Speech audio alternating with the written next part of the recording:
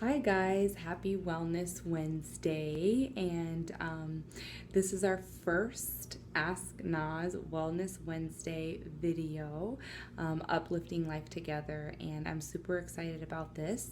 Our first question comes from at Mullins Baby, and she says, if you could talk to the younger version of yourself, what would you say to her? Would you try to talk sense into her? Most importantly, what is the one lesson that you could have learned better if you had the knowledge, experience, and maturity at that time? This is a powerful question for me. I've never really spoke in detail about my childhood experiences and what my struggles were. As a little girl, I did not like the fact that I was Persian. I really struggled fitting in. I really struggled figuring out who I was and why I was. And at the end of the day, I wanted to be anything and everything but Persian. I didn't want my curly hair. I didn't want my olive skin. That transitioned into I not liking my nose, not liking my body, and really just finding every reason to allow myself to tell myself that I wasn't beautiful and that I didn't fit in. And I really looked for external people or circumstances to feed me a little glimpse of value, of self-worth, or even love towards myself was determined based how others treated me. And so what I would tell myself to be able to go back and say is, one, embrace your culture, love your culture, learn about your culture, learn about who you are, because that is who you are on purpose. And also to start practicing positive self-talk.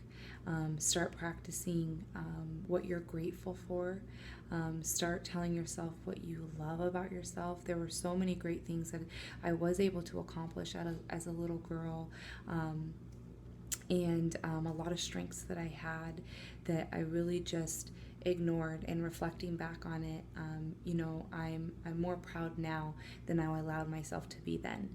And I think it's self-love and self-talk, and self-worth and self-value is something that we all struggle with at every age.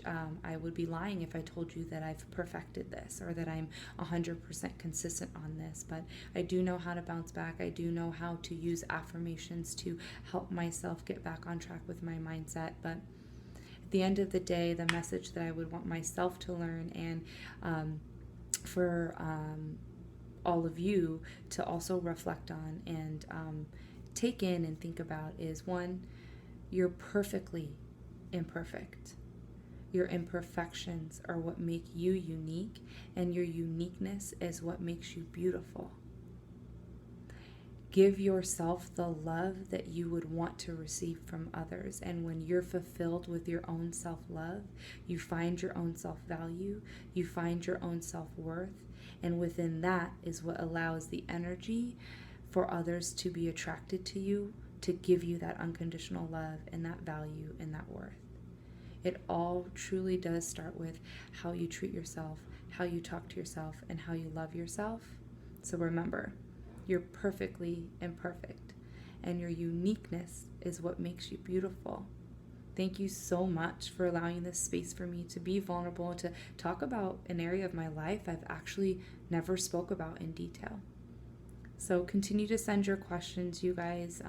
You can send them to uplift.asknaz@gmail.com or private message them on Facebook or Instagram.